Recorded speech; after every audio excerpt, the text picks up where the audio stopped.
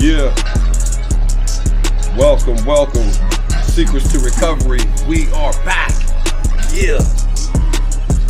Man, we got a powerful one for you today. Quick question.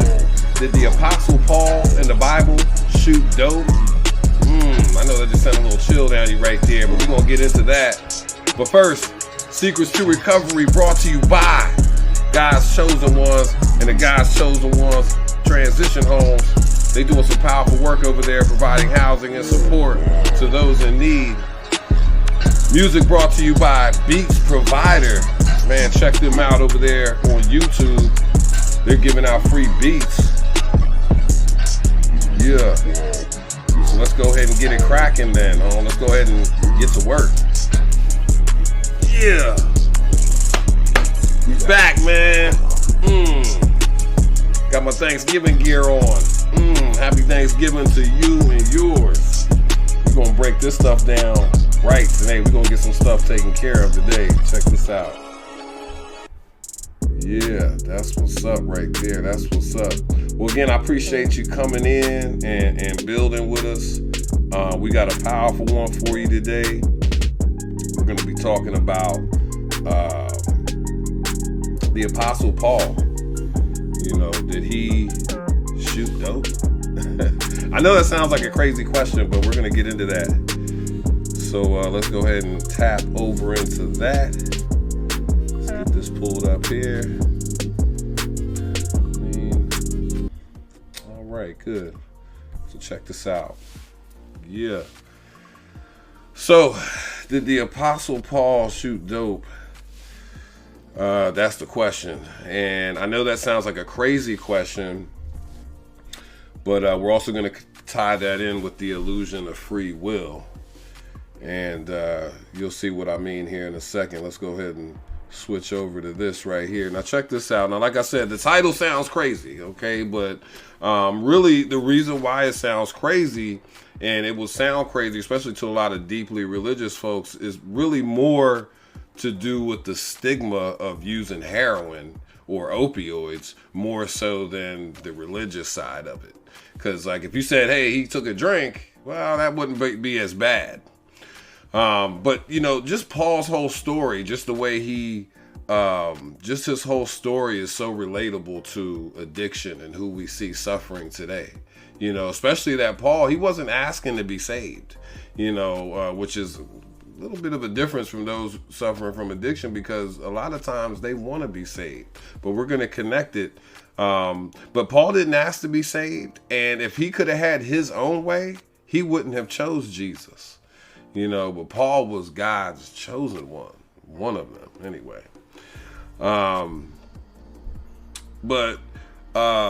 You know, when you read 2 Corinthians 12, 7 through 10, it talks about Paul. He had this thorn in his flesh. You know, he was struggling with something. And it could have been addiction. We don't know what it was. They didn't say. And I think the reason they didn't say was because it really didn't matter. We can basically fill in the blank there.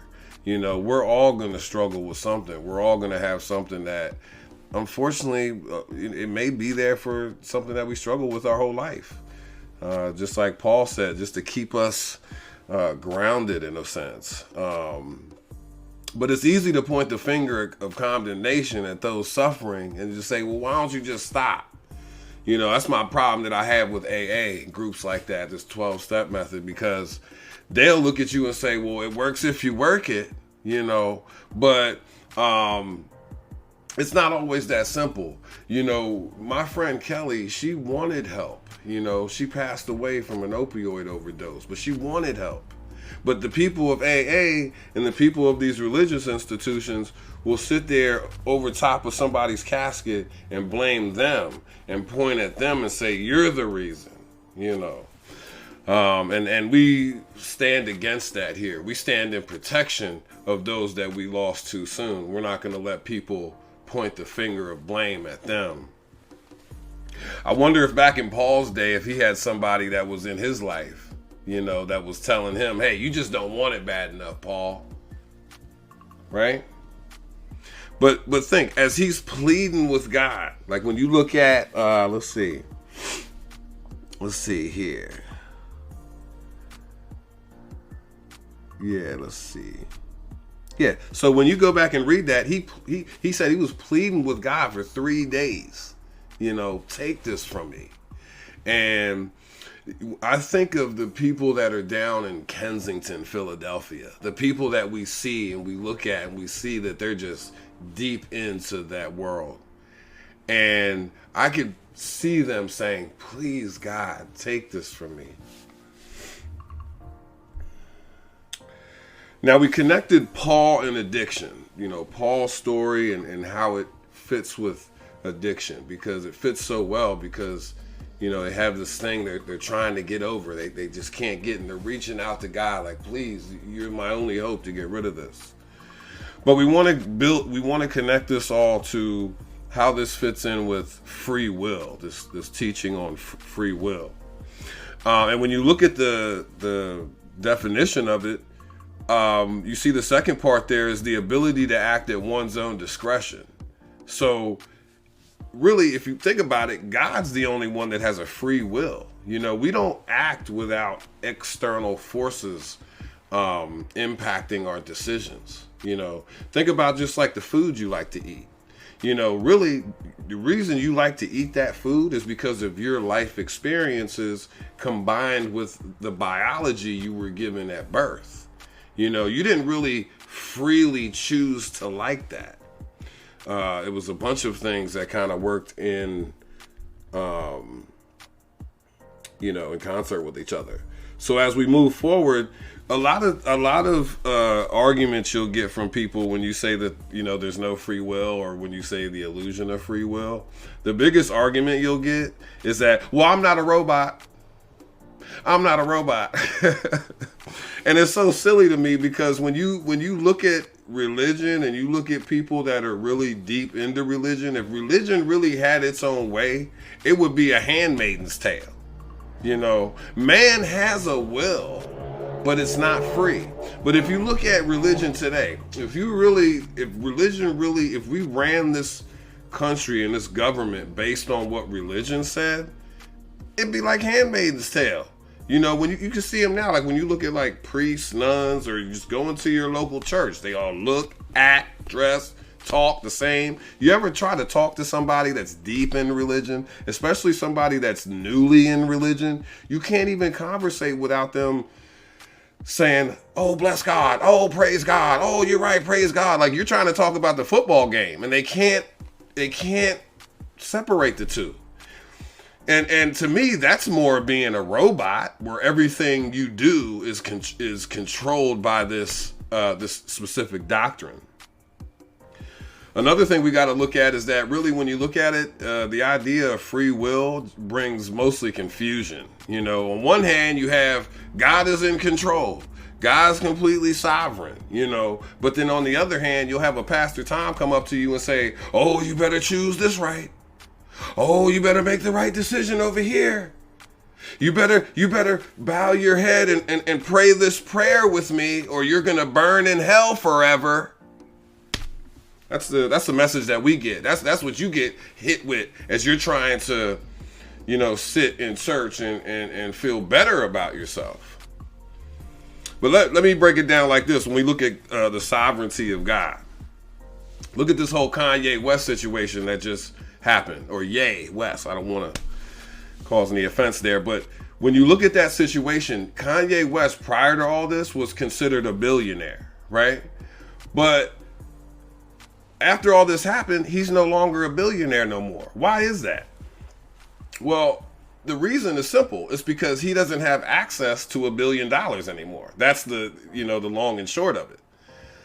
Now, when we look at, God, and we say God is sovereign, we give him that title, that complete sovereignty, just like a billionaire. We give him that title because he has that $1 billion. Now, when we go and say, well, yeah, but you have a free will, that takes the sovereignty away from God. Just like they had to say, well, Kanye West is no longer a billionaire. Now we have to say with free will that God is no longer sovereign. And it just doesn't make any sense. See, choice doesn't equal free will. People say they chose Jesus. They'd be real proud about that. Oh, I chose Jesus. I love Jesus, right? But in the face of what? Like, what was the alternative? You know, as far as in traditional religion, love me or burn forever.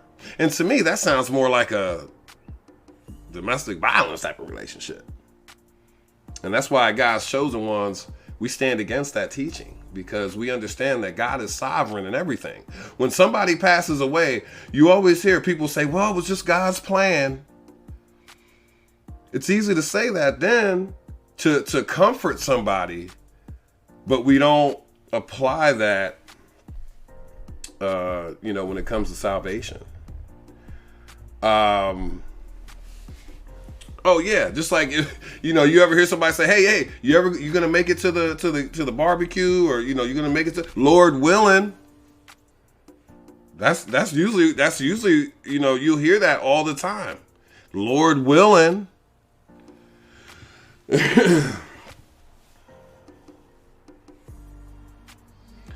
And here's the other thing I want to talk about as far as like our life that we have here on earth. Our life here, like it said in James 4:14, our life is but a vapor. So it's like you're born into this world that you didn't have any control over, by the way. There was no free will in that. And then you're given a choice. Pick Jesus or burn in hell forever. That's not free will. If it was up to you, you wouldn't even have to make that choice. See, people want to take credit for making good choices. But if you look over at Romans 3:10-12, it says, as it is written, there is none righteous, no, not one. There is none that understandeth. There is none that seeketh after God. They are all gone out of the way. They are together become unprofitable. There is none that doeth good, no, not one. Even Jesus, when they called him good, he said, hey, don't call me good. Because the truth is that apart from God, you would be just as wicked as anyone else. The only thing that separates a person from being a Jeffrey Dahmer is God. That's it. Because the Bible described our life apart from God. And you don't make good decisions. You don't do the right thing. You wouldn't seek after Jesus if left to be on your own. It was first God that did something inside you. So look at 8:20. I don't have a picture of this up there, but look at Romans 8:20, right? And it says that we were made to obey vanity. That's why as children we struggle.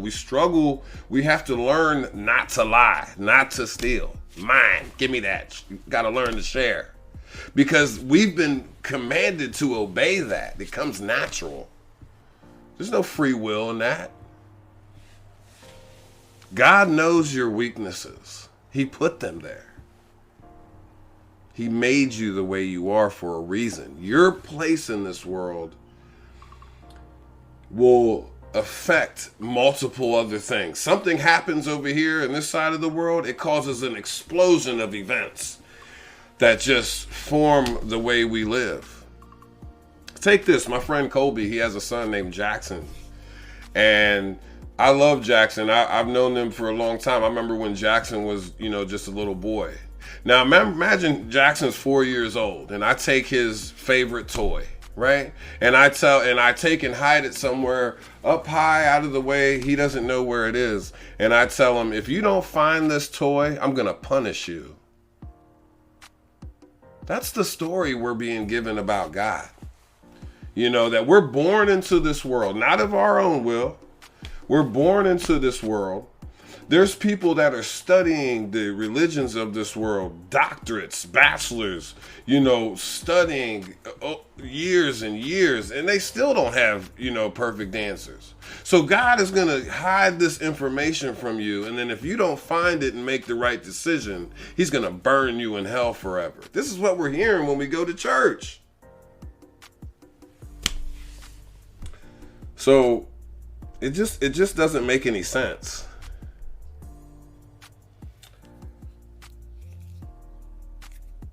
Look at the story of Pharaoh.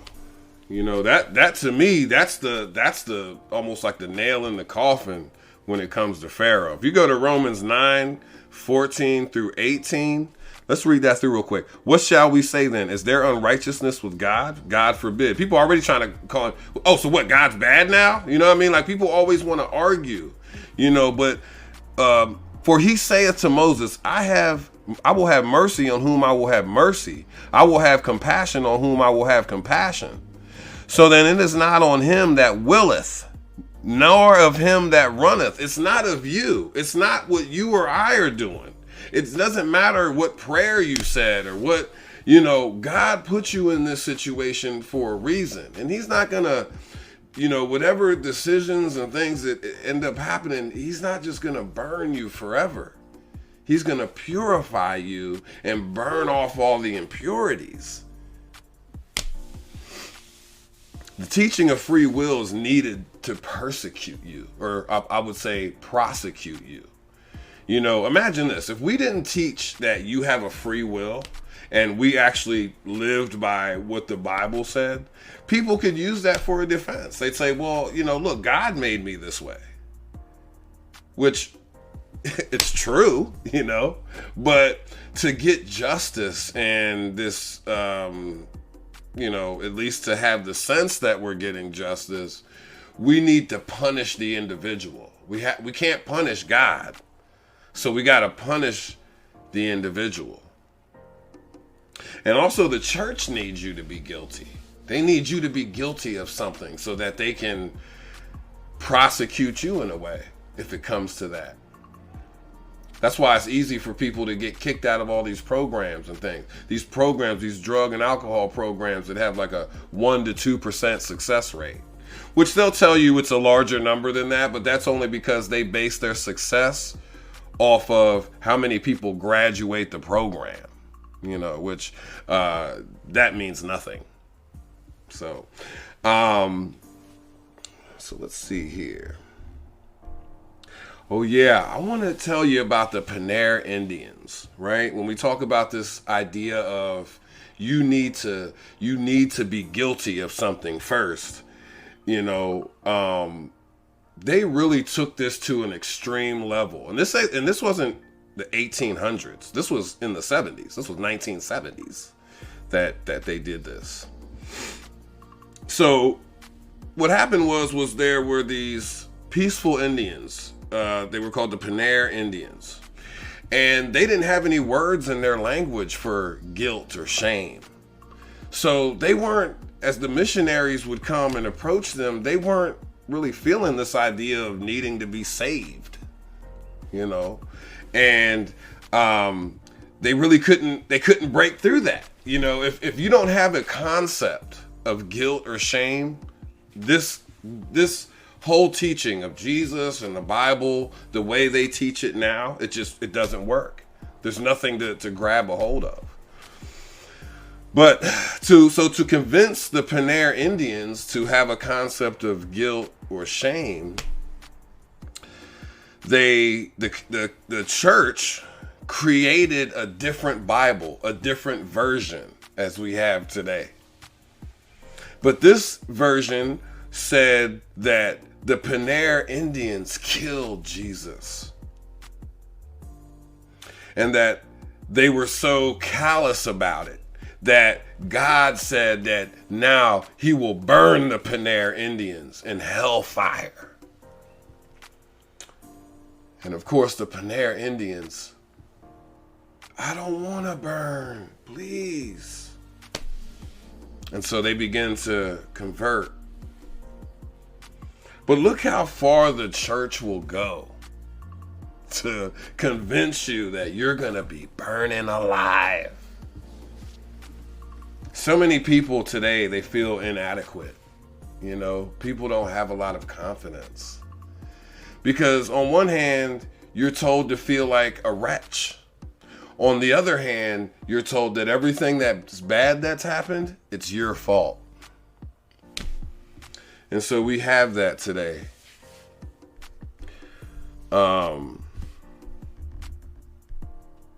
It's a shame, it's a shame that we can't teach messages of love without first having to break somebody down with condemnation. You know, we didn't put ourselves here in this world. Just like the kids you may have. They didn't ask to be here. So I'm going to end things right there. You know, and I just want to put out there too. Let me go back over here real quick. I want to put an open invitation to anybody that, you know, if you have you know, issue with what I'm saying, if you feel like what I'm saying isn't correct, then please feel free. Let's have a live debate. You know, let's have a live debate. And let's really talk about the specifics of this. You bring your scholarship, I'll bring mine. Okay? Because what we've been taught on this is dead wrong. And I got receipts all day. I'll stand on any stage. I'll go to anybody's Zoom, anybody's live. You bring your scholarship, I'll bring mine. And let's do this, man. Let's have the conversation. See, when you go to church, you're sitting in there, you're just being talked at. But let me raise my hand and say something. Let me ask something. See, it don't work like that. My name's Warren Garrett. I'm the director for the God's Chosen Ones organization and lead minister for the transition homes. If you or anyone you know is in need of a place to go, please reach out to us. www.godschosenones.org. And above all, I pray you choose greatness.